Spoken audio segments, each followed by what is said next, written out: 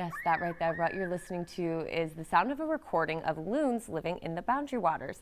That peaceful sound is one of the reasons Minnesota's Boundary Waters were recently recognized as one of the quietest, most peaceful places in the world. And here to tell us more about that and to talk about some new trends in the ways that people are seeking out relaxation is Anthony Lorubio. You are the founder of a company called Untitled Travel. Thanks for joining us this morning. Yeah, great to be here. Okay, so tell us more about what we just heard in this backstory on how the Boundary Waters received this quietest place on earth distinction. Yeah, no, good question. So there's a company called Quiet Parks International that actually seeks out some of the quietest places in the world.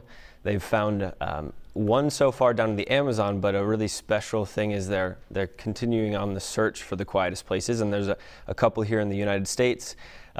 Parts of Glacier National Park in Montana, but one also in our backyard here in Minnesota in the Boundary Waters canoe area, one of the quietest places. And by quiet, we don't mean silent, like lack of sound. Actually, it means the most natural sound, so the least amount of human-made noise is really what Quiet Parks is after. Sure, so the sounds of the loon. Right. That's okay. We like those sounds. That's right. Yeah. And this isn't just some accident. I mean, this is a group that goes and actually has measurements for quiet. Yes, exactly. So my company, Untitled Travel, is partnered with Quiet Parks International, and what they do is they literally bring their microphones and recording equipment out into the nature, and they're recording to see, you know, what's the interval between the last human-made noise in an area, and if it's over, which there's few and far between places left really that have the least amount of human-made noise.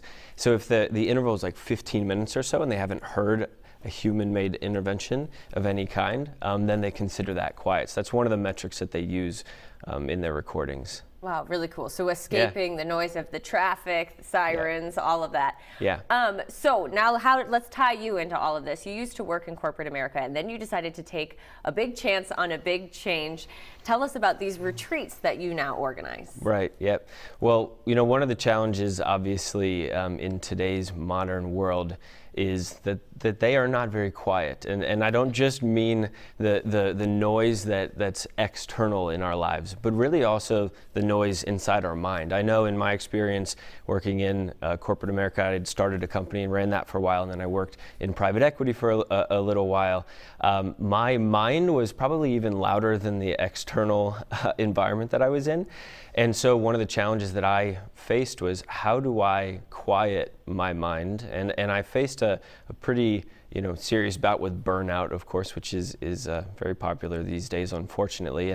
And so I attempted to pick up a mindfulness practice of some kind. I tried to meditate, and that worked here and there, but the monkey inside my mind would definitely emerge often. So I picked up some other tools, things like breath work, and I'm now a certified breath work coach. Things like jumping into the cold water quiets your mind. It's a nice challenge for that. So different tools like that can actually enable you to quiet your mind. And obviously an immersive experience in nature kind of helps you reconnect with nature and get out of the environments, and is another tool to use to quiet your mind. Well, Anthony, you, with this Untitled Travel, you plan trips to the Boundary Waters that are kind of focused on that breath work and that mindfulness. And if you want to learn more about those retreats, you can head to our website. We'll have a link up for you. Anthony, thank you so much for joining us. Thank you. It's great.